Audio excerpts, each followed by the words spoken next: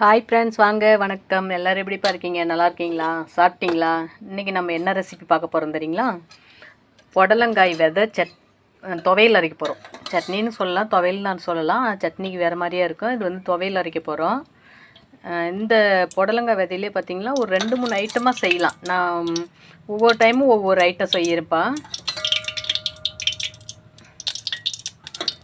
அந்த விதையை வணக்கிறதுக்கு தேவையான எண்ணெய் ஊற்றிக்கலாம்ப்பா.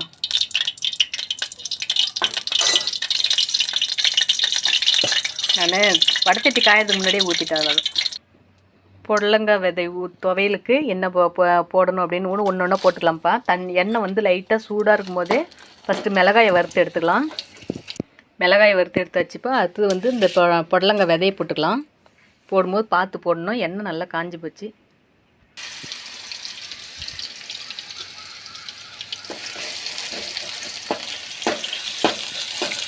ரொம்ப முக்கி போனதெல்லாம் போடக்கூடாது. இது வந்து இப்போ பிஞ்சு காய் புடலங்காய் வந்து இது பிஞ்சு காய். இது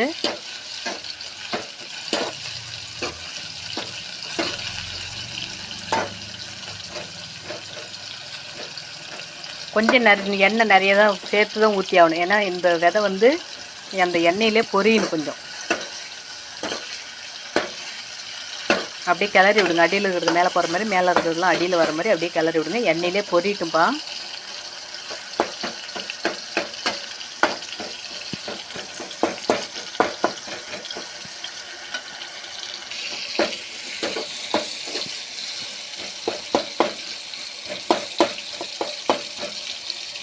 எந்தளவுக்கு வந்து எண்ணெயில் பொரியுதோ அந்தளவுக்கு நல்லாயிருக்கும். நல்லா அந்த புடலங்காய் வந்து பச்சை வாடை இல்லாமல் நல்லாயிருக்கும்.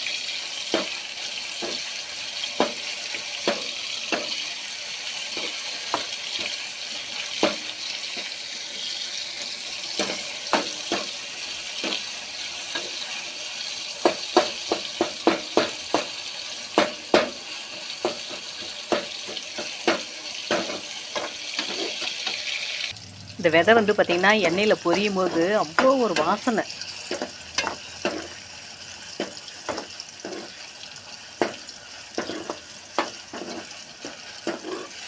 பார்த்திங்களா?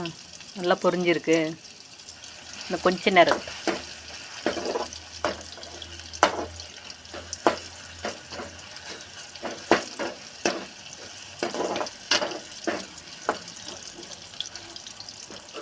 நல்லா கொஞ்சம் லைட்டாக வருங்க, செவன்னு இருக்குங்களா? இந்த பதத்துக்கு வரும்போது எடுத்துடணும். இன்னும் கொஞ்ச நேரம் இருக்கட்டும்.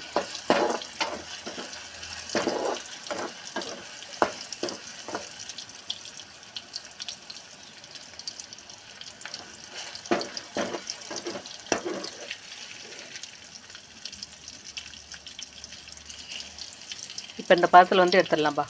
கலர் மாறிடுச்சு, கொஞ்சம் சேஞ்சாக இருக்குது பார்த்தீங்களா? லைட்டாக பொன்னிறமாக வந்தோடனே எடுத்து தனியாக வச்சிடலாம். அந்த எண்ணெய் அதிலே இருக்கட்டும்.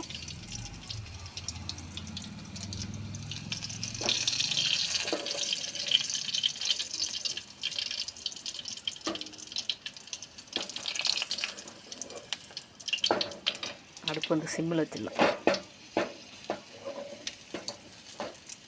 நான் ஒரு கையில் செல்லு ஒரு கையில் கரண்டின்றதால சீக்கிரம் எடுக்க முடியல. ஏன்னா வடச்சட்டியும் சின்னது, டக்குன்னு நான் ஸ்பீடாக எடுத்தேன்னா காலில் சாஞ்சிக்கும்.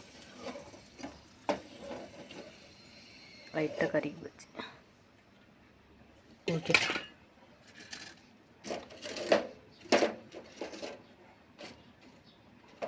இப்போ இந்த பதத்தில் பார்த்தீங்கன்னா கருவேப்பிலை போட்டுக்கலாம். ஏன்னா ஈர கருவேப்பிலை போடுறோம், கொஞ்சம் நல்லா பொரியதான் செய்யும். இதில் வந்து பார்த்திங்கன்னா இஞ்சி, புளி, பூண்டு ஒட்டுக்க போட்டுக்கலாம் கருவேப்பிலை கூடயே.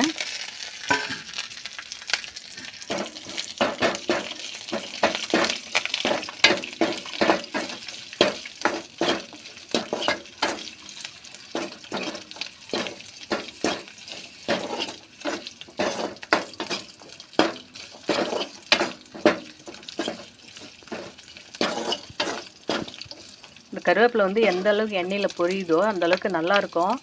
டேஸ்ட்டு சூப்பராக இருக்கும்.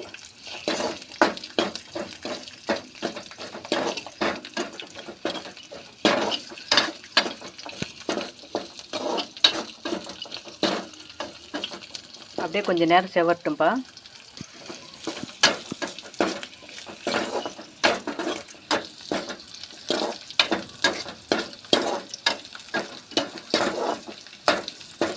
ஓகேப்பா. இப்போ இதை வந்து நம்ம எடுத்து வச்சு ஒட்டுக்க அரைச்சிட்டு தாளித்து விட்றத பார்த்துடலாம். நல்லா சூடு ஆறுனதுக்கப்புறம் மிக்சியில் போடுங்க.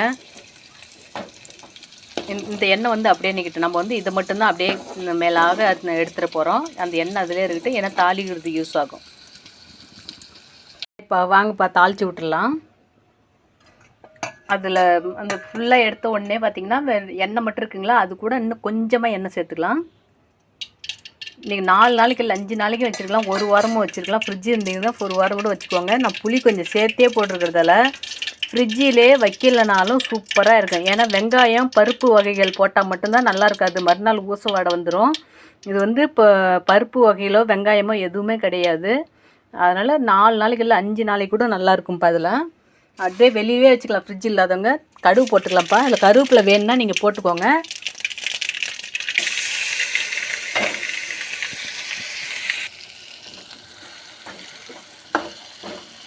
இந்த எண்ணெயிலே வந்துட்டு நல்லா பொரிஞ்சிக்கிட்டுப்பா.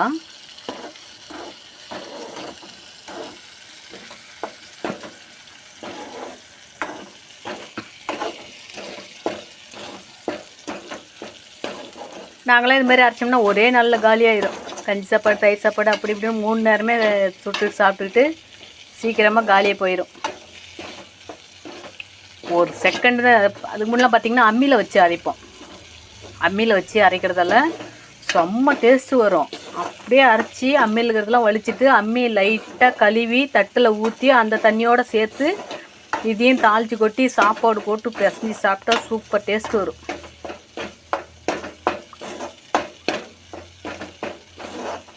இது பார்த்திங்களா எவ்வளோ எண்ணெய் இருந்தது, இப்போ எண்ணெயே இல்லை பார்த்திங்களா. நல்லா இதுலேயே வணங்கட்டும்.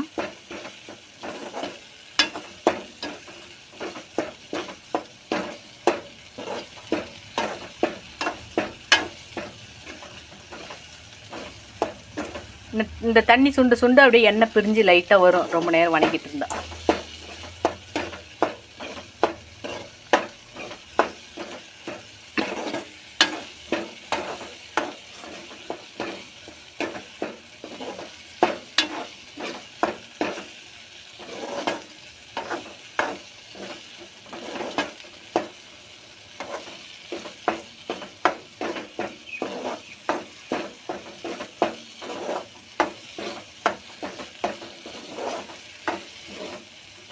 ஓகேப்பா. இதுக்கப்புறம் கொஞ்சம் நேரம் இன்னும் செத்த நேரம் நான் வணக்குவேன். அதேமாதிரி நீங்களும் வந்துட்டு இன்னும் சித்த வணக்கிட்டு அதுக்கப்புறம் அப்படியே முடிச்சிடலாம். சரி ஓகேங்களா. அது எவ்வளோ நேரம் நீங்களும் இதுவே பார்த்துட்ருப்பீங்க, அதுக்காக தான் நான் 1 நிமிஷம் வரலையும் இது நல்லா வணக்கிடுவேன். அதுமாதிரி நீங்களும் உங்களுக்கு இப்போ கரெக்டான பதத்துக்கு தகுந்த மாதிரி வணங்க கலர் நிறம் மாறுது பார்த்திங்களா, நிறம் மாறுது. அதுமாரி இந்த தண்ணி சுண்டு சுண்டு பார்த்திங்கன்னா எண்ணெய் பிரிஞ்சு வருது பாருங்கள். திரும்ப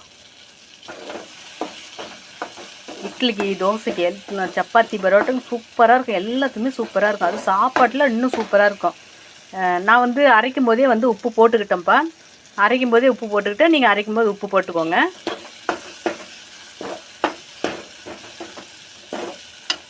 ஓகேப்பா. சூப்பரான புடலங்காய் விதை துவையல் சொல்லலாம், சட்னி சொல்லலாம், ஒன்றும் பிரச்சனை இல்லை. ஓகேப்பா, பாய்.